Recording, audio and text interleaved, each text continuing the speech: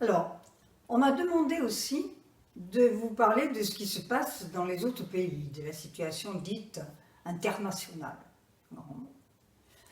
En fait, je ne suis pas très apte à vous parler de ça parce que d'abord ça fait plusieurs mois, depuis le mois de février, que je ne suis plus allée en Italie ni dans aucun autre pays, même si je reste en contact par Internet avec l'équipe italienne et quelquefois aussi les patients que j'ai dans d'autres pays.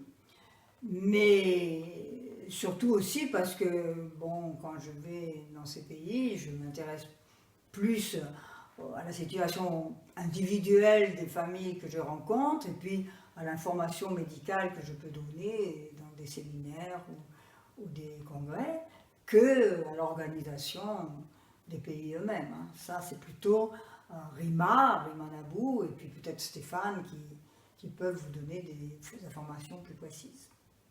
Voilà. Ceci dit, quand même, il y a des points intéressants, et en particulier, je m'appesantirai sur l'existence des associations de familles. Parce qu'au fil des années, on a vu se créer beaucoup d'associations de familles dans beaucoup de pays. Alors, que ce soit donc aux États-Unis, au Canada, en Argentine, au Brésil, en Australie, au Japon, et même dans d'autres pays non européens, il y a vraiment des associations qui fonctionnent, qui rassemblent un grand nombre de familles. En plus des associations que je dirais historiques, c'est-à-dire qui sont les premières à avoir lancé ce mouvement, qui sont l'association du Royaume-Uni, d'Angleterre, et celle des États-Unis. Et puis en Europe, bien sûr, plus près de nous, il y a aussi beaucoup d'associations dans les différents pays. Et à l'initiative d'une des associations italiennes, elles se sont même regroupées, pas toutes, mais un bon nombre se sont regroupées dans une fédération européenne. Et cette fédération est très active et intervient pratiquement dans tous les congrès internationaux européens en organisant des sessions qui sont soit purement médicales, soit médico-sociales, et qui sont très intéressantes. Alors, toutes ces associations n'ont pas forcément les mêmes objectifs ni les mêmes moyens d'action. Alors, je vous donnerai en particulier l'exemple de l'Italie, puisque c'est celui que je connais le mieux. En Italie, il y a deux associations qui s'entendent bien, qui collaborent, mais qui sont différentes. Alors, la première, qui est en fait la plus récente, est surtout orientée vers les progrès de la recherche, vers les relations avec les autres associations et la capacité de faire évoluer la situation des épilepsies et en particulier le syndrome de Dravet au niveau organisationnel, au niveau des institutions européennes, par exemple, l'Agence des médicaments, l'EMA, l'European Medical Agency. Et cette association a en particulier créé un registre qui tend à enregistrer justement tous les patients italiens qui sont atteints du syndrome de Dravet, afin d'avoir le maximum de détails sur leur type de maladie, leur type de traitement, leur type d'évolution, etc. Et qui va être un outil très intéressant pour les recherches médicales et scientifiques. Et d'ailleurs, ce registre inclut aussi un autre groupe de familles qui est beaucoup moins, elles sont beaucoup moins nombreuses, mais vous savez que c'est une épilepsie qui ressemble beaucoup au syndrome de Dravet, mais qui est due à une mutation complètement différente sur le gène PCDH19 et qui atteint seulement les filles. Donc cette association participe aussi à ce registre. Et déjà, on a vu certaines retombées positives, puisque au séminaire workshop de Vérone, il y a 2 ou 3 ans, on a pu montrer, à partir de ce registre, l'évolution telle qu'on la voit actuellement chez les patients adultes. C'était vraiment un apport très intéressant. Et puis, il y a une autre association dont les objectifs sont un peu différents, même nettement différents, puisqu'il s'intéresse surtout à l'aide aux familles, directement, à mettre en relation les familles, parce que c'est vrai que c'est très important pour vous de ne pas vous sentir complètement isolé avec cette maladie et de savoir que d'autres la vivent aussi et que vous pouvez vous aider mutuellement. Chercher aussi à faciliter, par exemple, maintenant c'est plus trop le cas, mais il y a quelques années, faciliter le fait d'avoir l'analyse génétique, parce que ce n'était pas toujours facile, et c'est pourtant très important. Et puis, leur idée, c'est aussi de trouver des solutions d'accompagnement, des solutions de vacances, des solutions de loisirs. Voilà, c'est plus orienté vers réellement l'aide aux familles, et ça aussi, c'est effectivement très important, bien sûr. Et puis, alors, en ce qui concerne les possibilités thérapeutiques. Alors, en ce qui concerne les médicaments nouveaux, eh bien, à ma connaissance, dans les autres pays du monde, pas seulement en Europe ou aux États-Unis ou en Amérique, il n'y a pas plus de médicaments nouveaux que ce que nous en avons.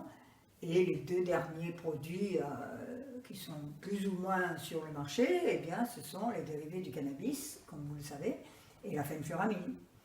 Et la phénphuramine a été lancée aux États-Unis au mois de juillet dernier. Hein, il y a eu un séminaire, disons, en Californie pour l'ensemble des acteurs qui devaient promouvoir ce médicament. Vous voyez que c'était seulement en juillet dernier. Donc, on n'est pas les plus défavorisés de ce point de vue-là, bien au contraire. Par contre, alors il y a un autre type de traitement, hein, parce que ça, les médicaments antiépileptiques, ils sont là, comme vous le savez, pour essayer de diminuer la fréquence et l'intensité des crises, et éventuellement même de les supprimer si possible. Par contre, ils n'agissent pas sur la cause de la maladie. Alors évidemment, on sait très bien que quand la cause est une mutation, on ne va pas pouvoir supprimer la mutation. Mais on peut quand même essayer de diminuer, peut-être même d'arrêter, les effets nociceptifs de cette mutation sur l'ensemble de l'activité cérébrale. Et ça, c'est très important. Et c'est ce qu'on appelle les traitements ciblés, les traitements géniques. Et cela, c'est vraiment l'avenir et c'est vraiment ce que l'on souhaite le plus vivement, parce qu'on pourrait arriver à modifier l'évolution de la maladie. Et ça, malheureusement, c'est très compliqué.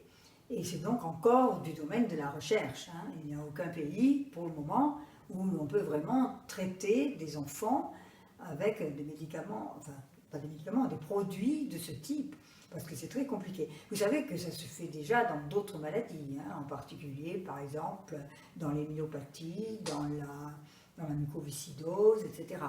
Mais de toute façon, c'est très difficile, parce qu'on ne peut pas transposer ce qui se passe dans une maladie dans une autre, parce que le substratum génétique n'est absolument pas le même. Et d'ailleurs, la recherche pour le syndrome de Dravet se fait essentiellement sur certains types de mutations. Donc pour le moment, même si on fait beaucoup de progrès, et que j'espère vivement, et je pense qu'on arrivera un jour à traiter certains malades de cette manière, ça ne sera de toute façon pas pour tous tout de suite. Voilà. Donc là encore, il ne faut pas penser qu'en allant, par exemple, aux États-Unis, on va trouver vraiment des traitements plus efficaces. Et enfin, le troisième point que je peux aussi un petit peu commenter, c'est le type de prise en charge qui se fait en dehors des médicaments. Et alors là c'est vraiment l'hétérogénéité la plus complète. Hein. Alors cette prise en charge précoce, eh bien, il y a des pays où on y pense, où on essaye de la réaliser, particulièrement dans certains centres spécialisés aux États-Unis, c'est vrai qu'ils travaillent très bien, et qui peuvent faire ce genre d'accompagnement des enfants et des familles. Par contre, dans d'autres pays, les ressources à ce niveau sont plutôt limitées. Et je dois dire que notamment dans les pays asiatiques, bon, je parle de la Chine où je suis allée, je parle du Vietnam où je suis allée, d'autres de mes collègues sont certainement allés aussi. eh bien, c'est très difficile pour les familles de trouver des spécialistes qui vont s'intéresser au développement cognitif, moteur, etc. Et il y a d'autres pays encore, où la situation est encore plus difficile, je dirais même plus grave. Ce sont les pays de l'Est hors Union européenne. En Russie, par exemple, un certain nombre de médicaments, même des plus anciens, que ce soit le clobazam, que ce soit le bucolam, eh bien, ils ne sont pas possibles, ils ne sont pas en commerce, on ne peut pas les trouver. Donc, si les familles n'ont pas les moyens financiers, les moyens matériels d'aller se procurer ces médicaments dans d'autres pays, comme l'Allemagne ou la France, eh bien, les traitements sont extrêmement limités. Et au niveau de la prise en charge, c'est la même chose. Et notamment, je n'ai pas parlé de cet aspect, parce qu'en France, finalement, malgré beaucoup de difficultés à certains endroits, il faut bien le dire, en principe, tout enfant peut être scolarisé, même s'il est malade et handicapé, mais dans ces pays comme la Russie, l'Ukraine, d'autres, il est impossible d'envoyer un enfant qui a des crises à l'école. Donc ces enfants sont obligatoirement à la maison. Et là encore, si les parents ont les moyens de payer des personnes qui puissent venir à la maison pour les aider dans ce domaine, eh bien les enfants sont livrés à eux-mêmes et les parents font ce qu'ils peuvent pour les aider eux-mêmes. Donc si on considère la situation en dehors de notre pays, eh bien, on peut voir que chez nous, malgré tout, malgré les difficultés que vous rencontrez, je le sais, et notamment dans certaines régions qui sont moins bien dotées que d'autres, on doit quand même encore penser qu'on est dans un pays où les choses se passent du mieux possible. Voilà.